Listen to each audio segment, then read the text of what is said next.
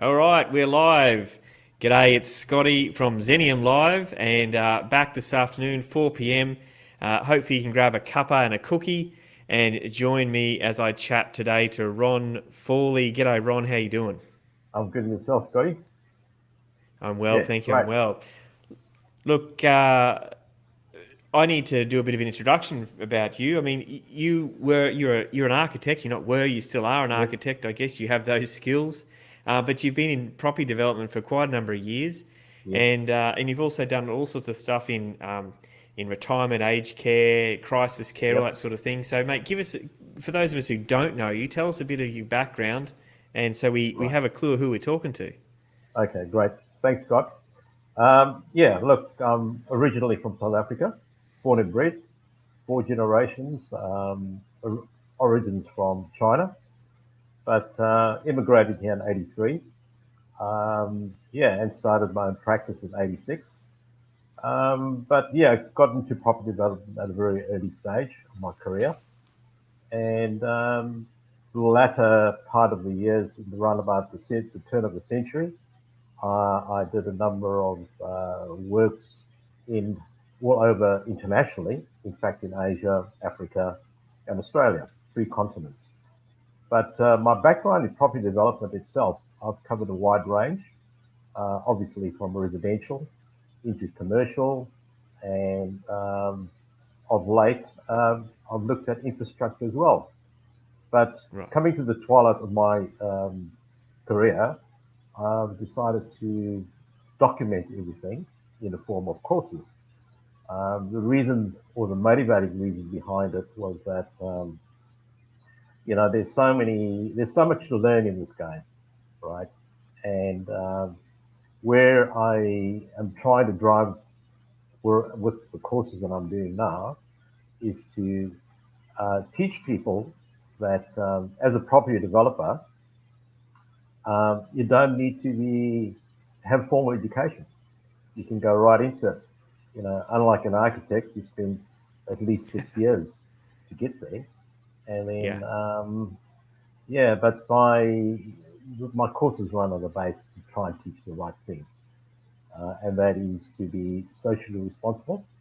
And because you make decisions, and because you're the person that's driving a development, so make sure that it's right for the next generation. Yeah.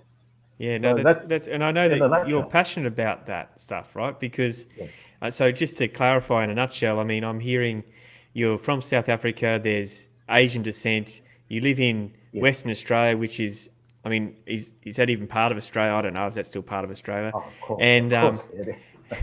and just a stir. Yeah. And I know, I mean, you haven't touched on here, but I know that you're very passionate about. You have dealt with over the years with the Indigenous people in WA, Yes. and so Correct. that's a big driver for some of the things that you've done in development. What are some of your wins in that side of things?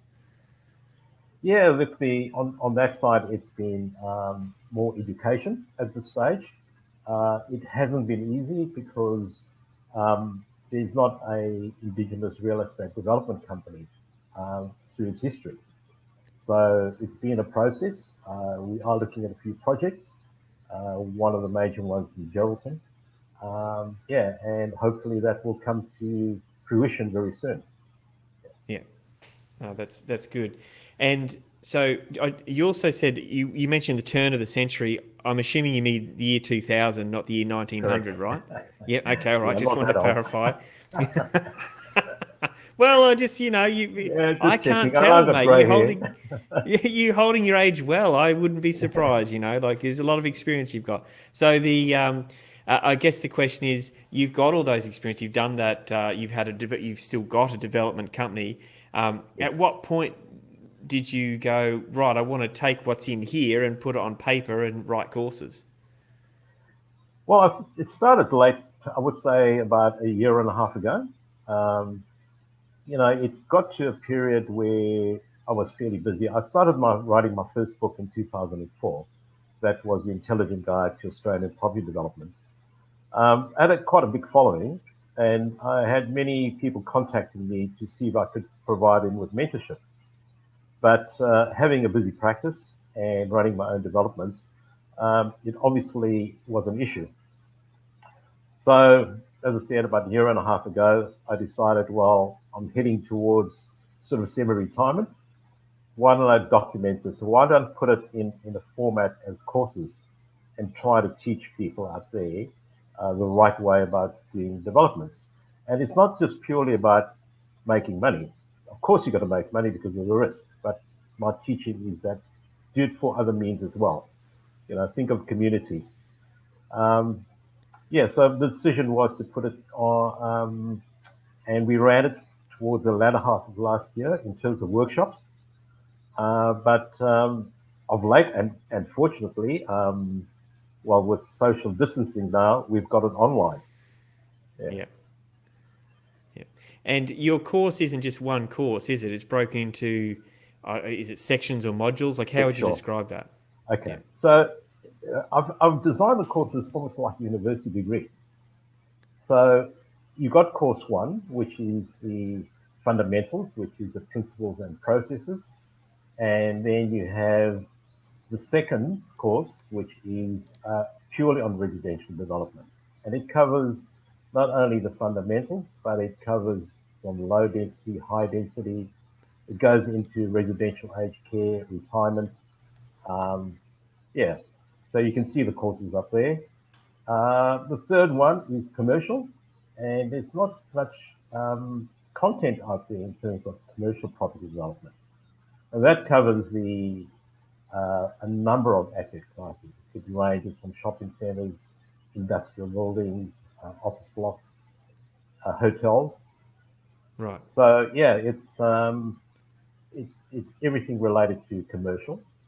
Then once you complete the first three courses, it's like getting your degree, and then you move in your postgraduate degree, which is property development strategy, and that's understanding how syndicates work, joint ventures, and a number of other tools that are available to property developers.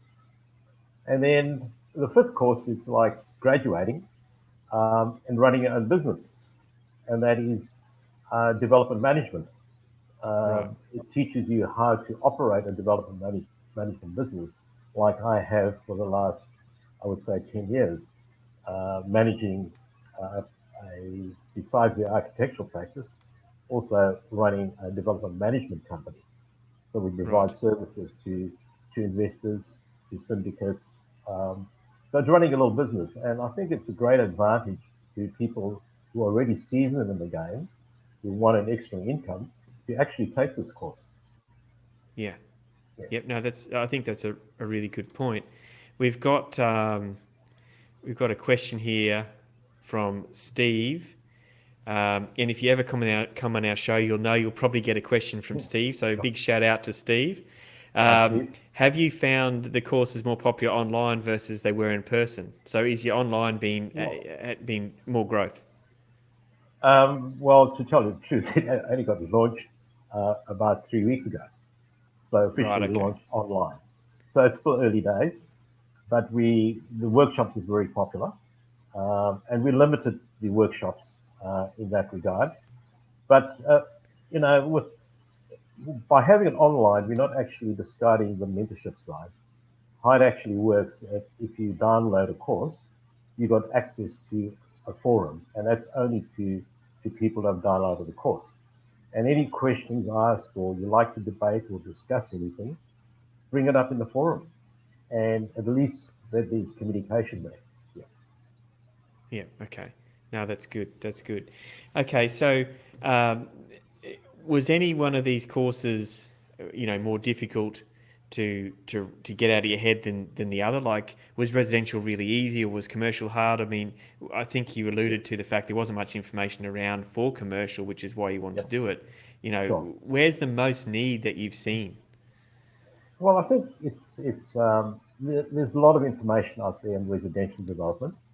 I think what I'm applying in this particular case, um, real case studies, where I've been involved. A lot of stuff I've written is actually having been involved, not purely on my own developments, but I've dealt with clients in those specific areas.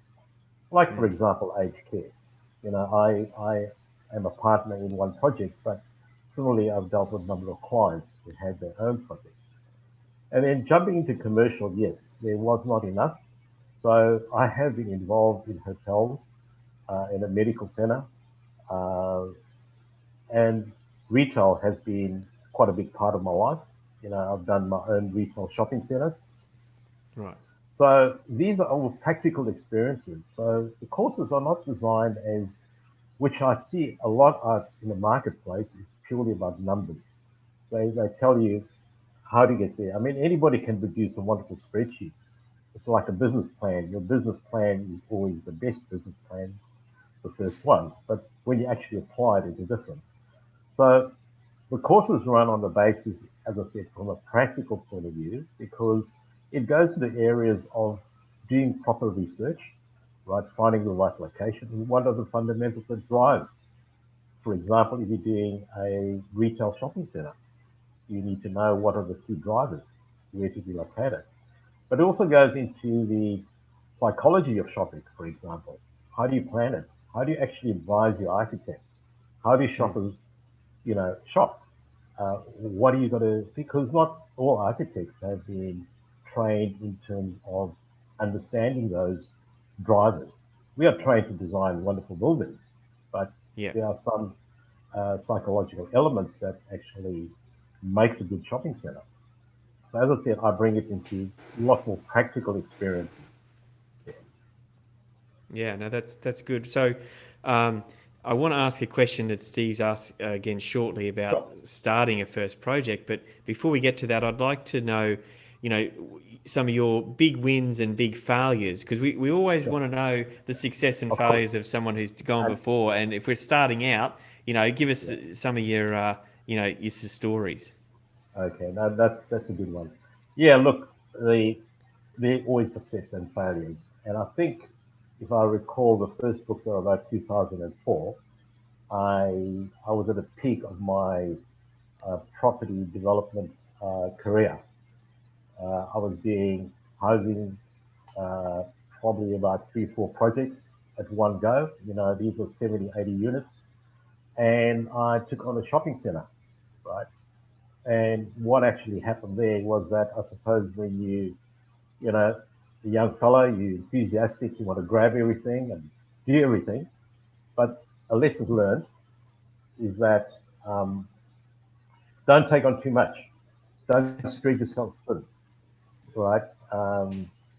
There's money to be made, and I suppose when you're younger, that's what actually drives you. But actually was a bit of a failure when I say that, because by stretching yourself too thin, the other parts of my property development failed. Not failed financially, but it didn't do as well. The Right. returns weren't there. So I would say that, yeah, just be cautious. Um, because if you're stretching yourself too far, you're actually stretching yourself financially, right? Mm. And the worst part about that stretching myself financially was that at that time, the Asian crisis happened, right? Which where interest rates jumped up to around about the 20% mark.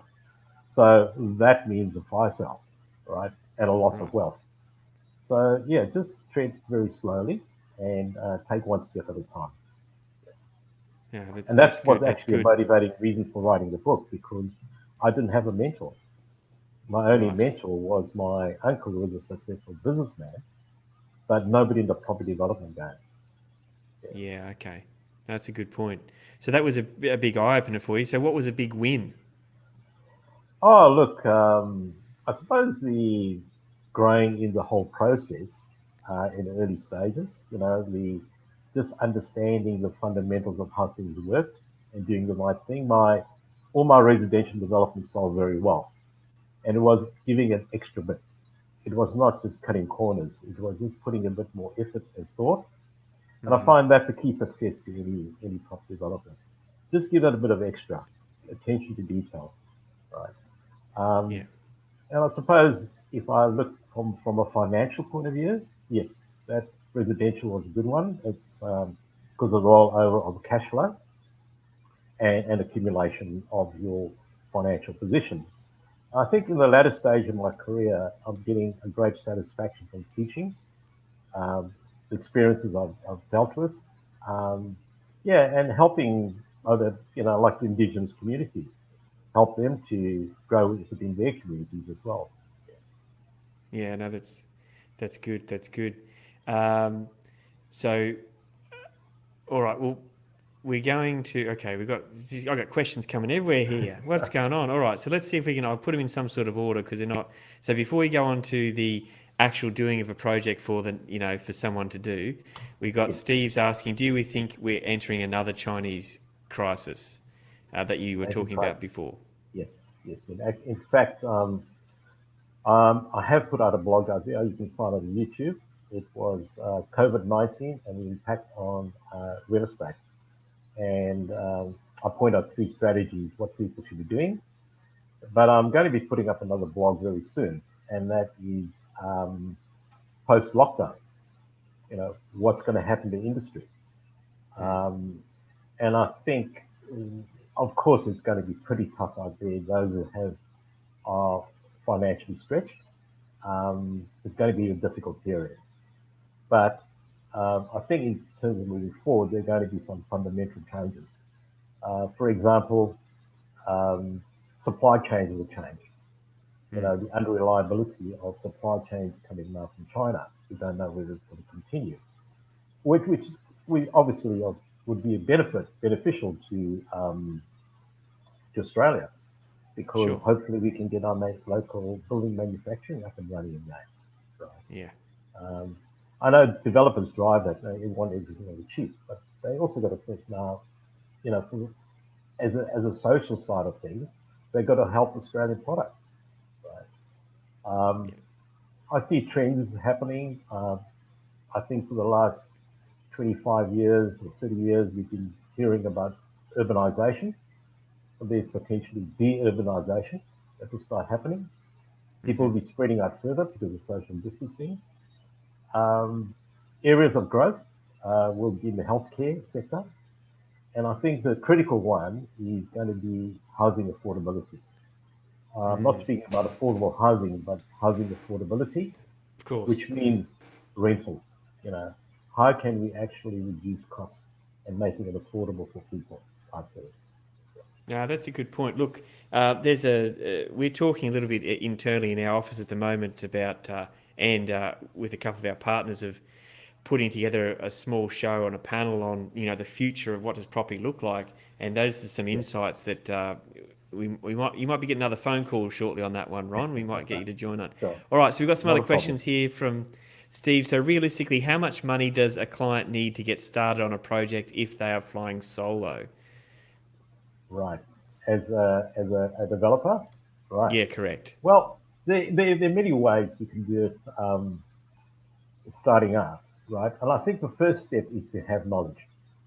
It's no use going out there and saying, well, oh, look, I see this good little site and I think it's got potential. But, people are not going to, um, it's, you, if you're looking from getting bank funding, it's going to be tough if you don't have enough cash of your own. So obviously you're going to look for a partner, a financial partner, all right?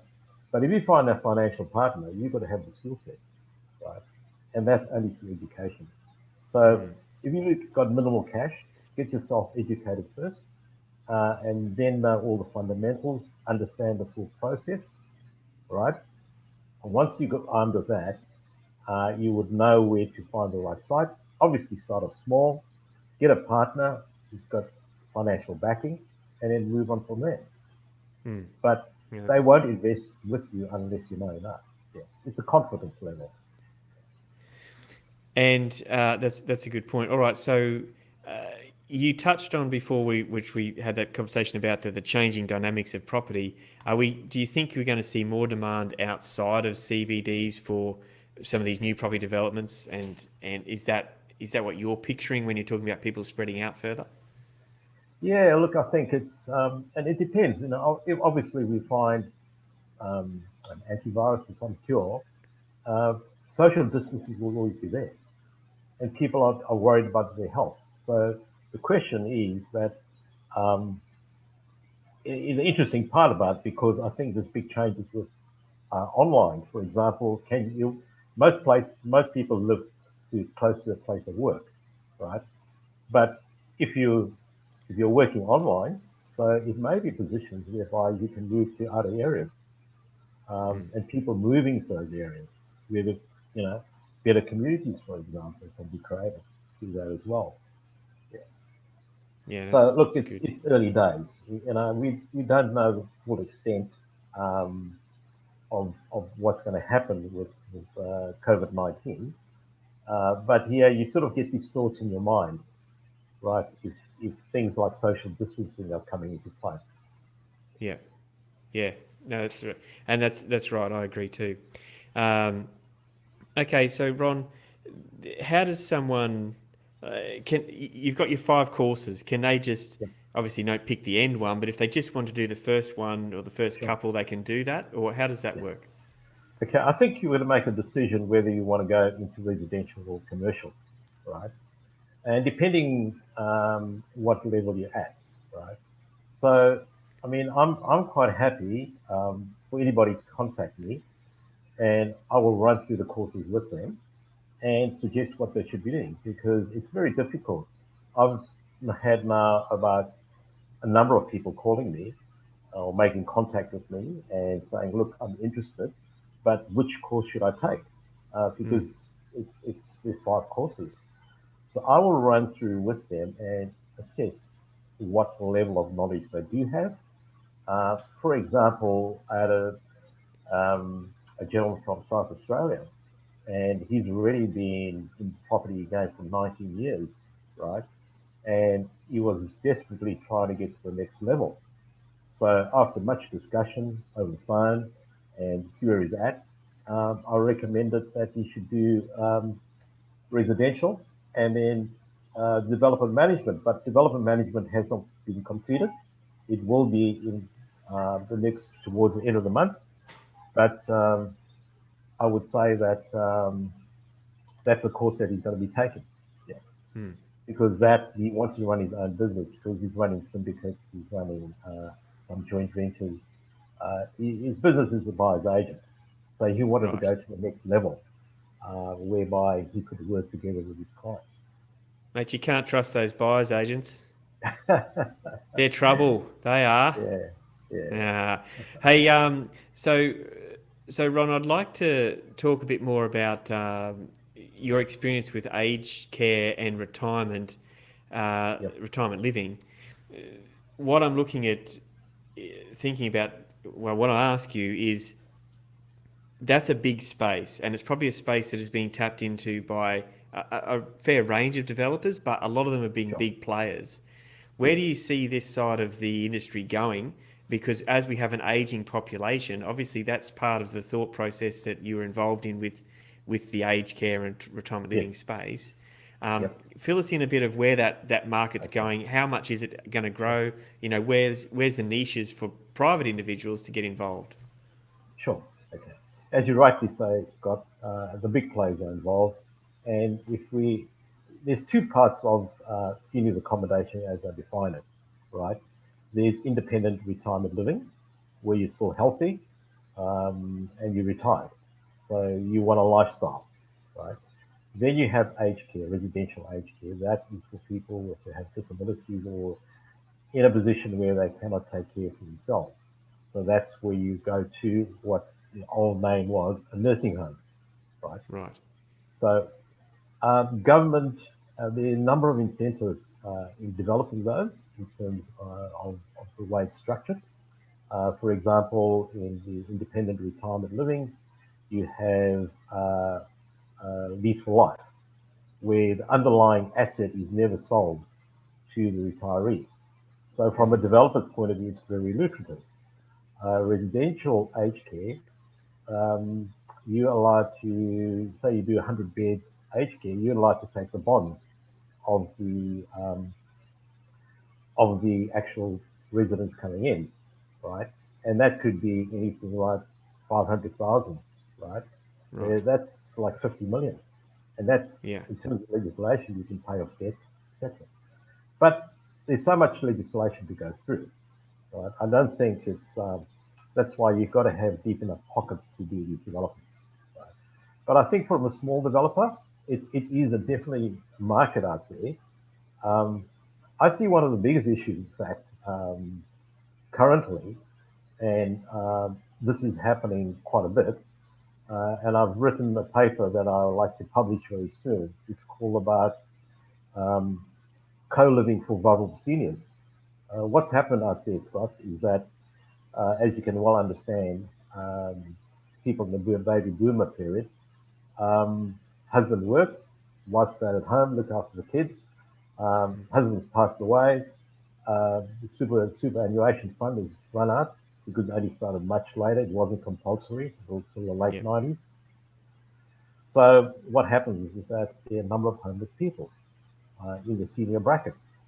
So the affordable living space, I can see there's a growth in that sector, right? Okay. So if you want to look at small development, which I think I've mentioned in the past, is an area that you should be looking at. And this doesn't have to be a big development. But what it does, it actually can create a good sort of income level. Yes.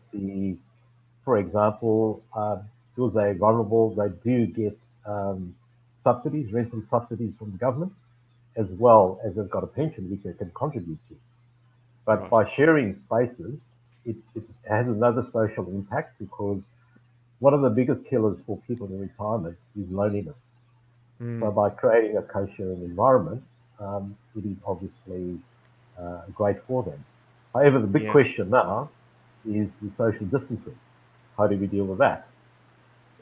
When we Well, I speak guess about technically co-living, they're under the yeah, one roof, even if they're yeah, shared living, yeah, right? So, sure, I mean, my thoughts on that when you're talking about it before was the larger apartment style blocks sure, would yeah, be, perhaps less appealing, and the yeah, more the townhousey villa style with right, co-living would be more appealing, which, as you said, opens the opportunity up for the smaller developer rather sure. than just these big, massive complexes. Exactly, exactly, yeah, yeah.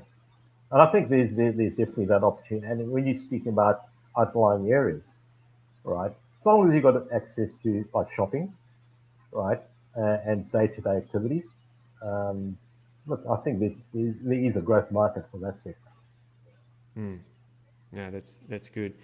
Um, Now, I'm not sure if Steve missed the clarification of which turn of the Sure. century we were talking about, but he's asking if you're looking to hand the baton over to the next generation. I'll tap onto the end of Sure. that question and say, you seem like an uber busy guy with Yeah. the architectural firm, developments, courses. Well, What's on your horizon? okay. What are you up Well, to next? right. Okay. Well, what's happened, Scott, is that I've actually stopped the practice. We in WA have been very quiet. How I'm working is that I'm working more independently.